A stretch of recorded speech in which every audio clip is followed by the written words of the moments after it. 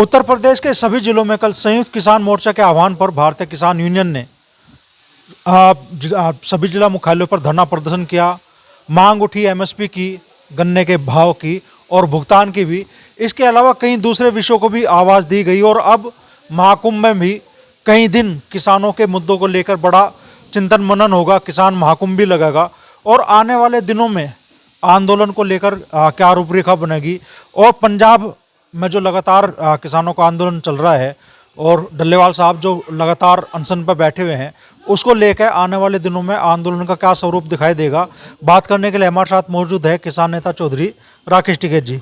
तो चौधरी साहब, कल पूरे यूपी में आप लोगों ने धरना प्रदर्शन किया, मांग उठाई गन्ने के भाव की भी और भुगतान की भी, लेकिन सरकार के कानों पर तो फिलहाल जूं रेंगती दिखाई दी नहीं। ये पूरे देश भर में था, न कि उत्तर प्रदेश में।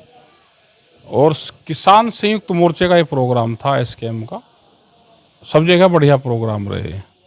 और एमएसपी गारंटी कानून, स्वामीनाथन कमेटी की रिपोर्ट, बिजली अमेंडमेंट बिल, लोकल के इशू, चाहे वो फसलें खरीद की हो, गन्ने के भाव की हो, ये सारे इशू अलग अलग स्टेट में रहे हैं और बढ़िया प्रोग्राम हुए। चाहे वो उड़ीसा हो, महाराष्ट्र हो, सब जगह प्रोग्राम हुए हैं।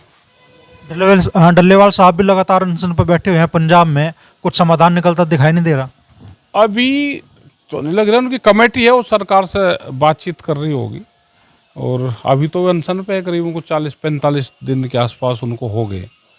और बहुत सीरियस है कि 40 दिन से जो लोग भूख हड़ताल पे है, तो कोई हादसा ना हो जाए, तो हम सब चिंतित है इस बारे में।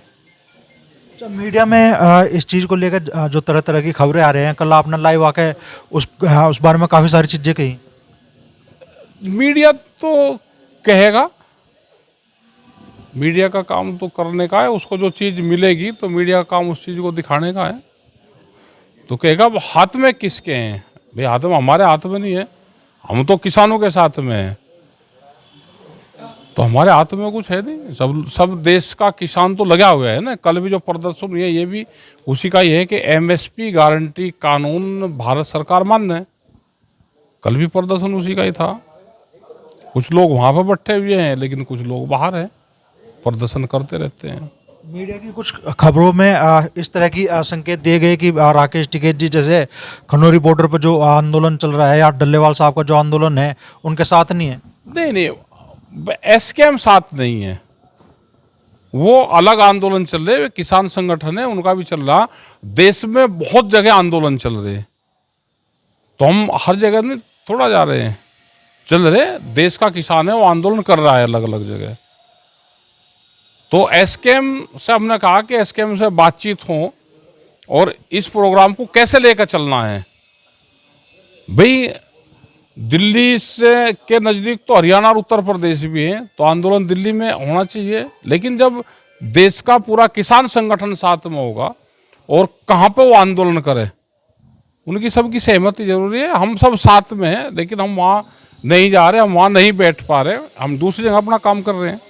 तो मांग एमएसपी की है, लेकिन चूंकि आंदोलन पंजाब की जमीन में हो रहा है, तो दिल्ली की सरकारों पर तो उसका असर पड़ता दिखाई नहीं दे रहा। भाई वो तो वे बता सकते हैं, दिल्ली वाले बता सके या पंजाब वाले बता सके। नहीं, ऐसा नहीं है कि वहाँ नहीं है, आंदोलन सब जगह है। कल हर जिला मुख्यालय पर था, तो कल भी था। और दिल्ली सरकार अब कहाँ इतनी सूद ले रही है। तो जब जिस पार्टी ने, जिस सरकार ने दिल्ली का 13 महीने का आंदोलन देख लिया, उसको पूरी एक देश की राजधानी घेर कर रखी थी, तो वो भी एक बड़ा आंदोलन था। तो सरकार तो जो अपनी राजधानी को 13 महीने तक गिरवा कर रख सकती है, तो बड़ी क्रूर सरकार है ये, बहुत उससे मानने की। प्रयागराज में आध्यात्मिक महाकुंभ तो लग ही रहा है, आप भी किसानों का महाकुंभ लगा रहे हैं 3 दिनों का। ये देश तो कृषि और ऋषियों का देश है, तो हम कुंभ में क्यों नहीं जाएंगे? हमारा भी कृषि कुंभ है, वो आध्यात्मिक कुंभ है, तो कृषि कुंभ भी वहाँ पे लगना चाहिए। और हम पिछले 35-40 साल से वहाँ पे, जब से किसान संगठन बना, वहाँ पे हर साल ये प्रोग्राम होते हैं हमारे भी। जो कुंभ लगता है उसमें लोग गंगा स्नान भी करते हैं, त्रिवेणी का स्नान भी करते हैं और अपने बैठकर संगठन की चर्चा भी करते हैं। तो एक किस्म से कुंभ है, तो वो किसानों का भी कुंभ है, संत महात्माओं को भी कुंभ है, सबका है। तो किसान आप महाकुंभ में जो किसानों का कुंभ लगेगा, विचारों का मंथन होगा, किसानों के मुद्दों को लेके कुछ नया निकलने की उम्मीद है क्या?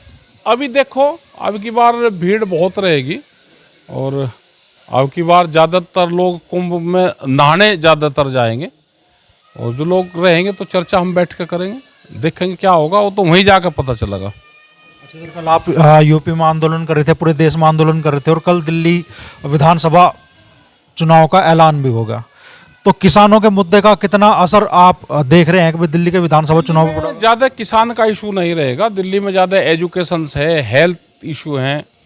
दिल्ली में जो घोषणाएं सरकारों ने करी वे हैं, तो उन घोषणाओं का असर ज़्यादा रहेगा। जो आम लोग दिल्ली में रहते हैं वो चुनाव में ज़्यादा हिस्सेदारी लेते हैं। जो बड़े लोग हैं, जो बिल्डिंग वाले लोग हैं, बड़ी कोठियों वाले लोग हैं, वे तो इंजॉय करते हैं अपना, तो उसका असर बिल्कुल देखने को मिलेगा। जो पढ़े लिखे लोग हैं ज़्यादा वो चुनाव से हल्का सा दूर रहते हैं और जिन लोगों का सीधा डायरेक्ट फ़ायदा होता है वो ज़्यादा इन्वॉल्व उसमें रहते हैं।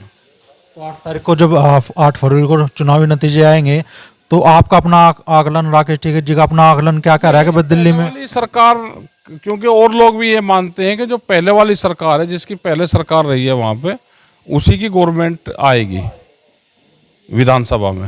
लग रहा है कि भाई अरविंद केजरीवाल तीसरी बार भाजपा को चित करने में कामयाब होंगे, आपका आकलन क्या कह रहा है? भाजपा तो नहीं, वहाँ भी तो अपने आप जीतेंगे, वो कौन हारेगा कौन ये तो नहीं पता, लेकिन वो जीतेंगे, ये आम लोगों का कहना है वहाँ पे।